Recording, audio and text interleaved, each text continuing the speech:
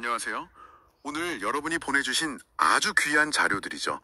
천년 고찰 불회사와 관련된 정문찬, 정순주 이 두 분이 소장했던 문서들을 가지고 좀 흥미로운 이야기를 파헤쳐 볼까 합니다. 네, 이게 그냥 사찰의 오래된 기록 뭐 그런 걸 넘어서요. 그 기록 속에 살았던 사람들의 삶, 또 믿음, 공동체의 모습까지 생생하게 따라가 보는 그런 시간이 될 것 같아요. 자, 그럼 한번 시작해 볼까요? 네, 좋습니다. 이 자료들이요, 나주 다도면에 있는 부회사가 그저 종교 공간이 아니라 어떻게 지역사회의 어떤 중심 역할을 했는지 이건 정말 잘 보여주거든요. 아, 중심 역할이요? 특히 그 정문찬 씨가 소장했던 자료에 나오는 시주 목록 있잖아요. 네네, 시주 목록. 그게 당시 사람들의 어떤 관계라던가 생활 모습을 이렇게 들여다볼 수 있는 아주 특별한 창문 같은 거죠. 그렇군요. 그럼 먼저 불회사 여기부터 좀 짚어보죠. 동용산 자락에 있고 천년이나 된 절이고 원래 이름은 불호사였다고요? 네, 맞아요. 불호사라고도 불렸다고 하죠. 근데 이 사찰이 나중에 국가문화재로까지 지정되는데 바로 그 나주 정씨 가문의 정문찬, 정순주 이 두 분이 쭉 간직해온 자료가 아주 결정적이었다는 거잖아요. 이게 참 시작부터 흥미롭네요. 맞습니다. 특히 그 정문찬 씨 자료를 보면요. 당시 지역의 힘 있는 가문들, 그러니까 우리가 호족이라고 부르는 이들이 불회사 운영에 정말 깊숙이 관여했다는 걸 알 수 있어요. 아, 그냥 돈만 낸 게 아니고요? 네, 단순 후원이 아니라 거의 뭐 사찰 운영의 한 주체였다 이렇게 볼 수 있는 거죠. 이런 기록이 없었다면 사실 불회사랑 지역사회가 이렇게까지 긴밀했는지는 알기 어려웠을 거예요. 그 긴밀함을 보여주는 아주 중요한 것 중 하나가 바로 그 시주 목록이라고 하셨는데 네. 여기 이름 올린 사람들이 정말 다양하다면서요? 정말 다양합니다.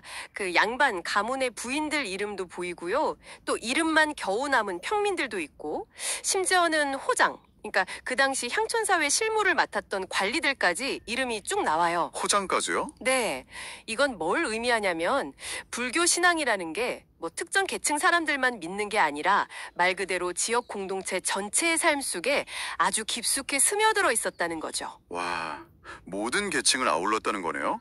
그런데 그 시주한 물품들도 그냥 돈이 아니었다는 점도 재밌어요.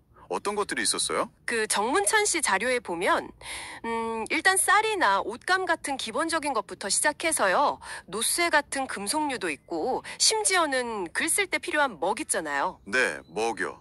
그게 왜 시주 목록에? 네, 뭐까지 나와요. 이게 왜 중요하냐면 그냥 돈을 얼마 냈다 이걸 넘어서 당시 사람들이 어떻게 살았는지 또 뭘 중요하게 여겼는지 그리고 어떤 마음으로 이 공동체 그러니까 사찰에 기여했는지를 우리가 엿볼 수 있기 때문이에요. 아하, 정말 수백 년 전 사람들 정성, 마음 이런 게 담긴 그야말로 살아있는 민속 자료라고 할 수 있죠.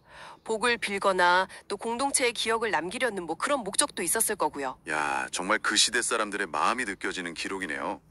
그렇다면 그 정순주 씨 소장 자료는 또 다른 중요한 가치가 있겠군요. 그쪽 자료는 어떤 내용인가요? 네, 그 정순주 씨 자료는 이제 불회사가 가지고 있는 어떤 유형 문화유산들, 예를 들면 목판이라던가 불화 같은 거요. 아, 유물들이요. 네, 그런 보물들의 내력이나 현재 상태 같은 걸 아주 자세하게 알려줍니다.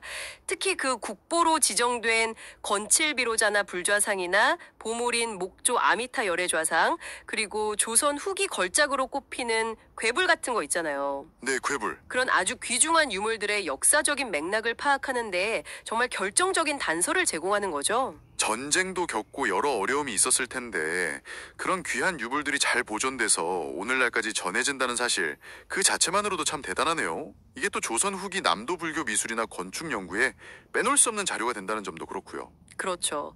여기서 또 하나 생각해 볼 지점이 있는데요.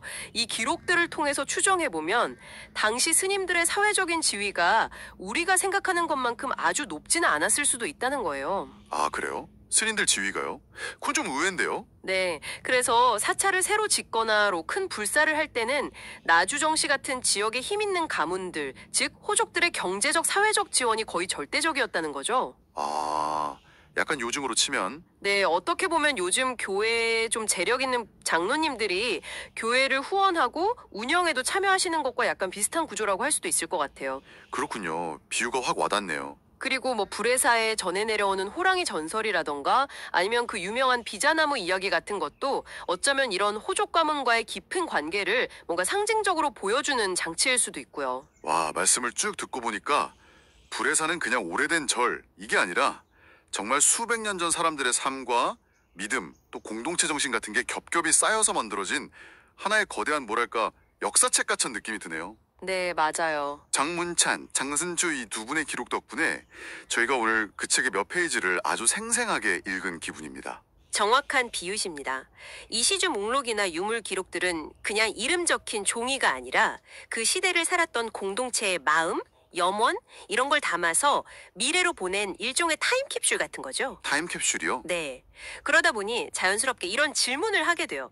과거 사람들은 이런 기록을 통해서 공동체의 기억과 정신을 남겼는데 그렇다면 과연 오늘날 우리는 우리 시대의 공동체 활동 또 그 의미를 어떻게 기록하고 미래 세대에게 전할 수 있을까 하는 질문이죠. 아, 정말 깊이 한번 생각해 볼 만한 그런 질문이네요.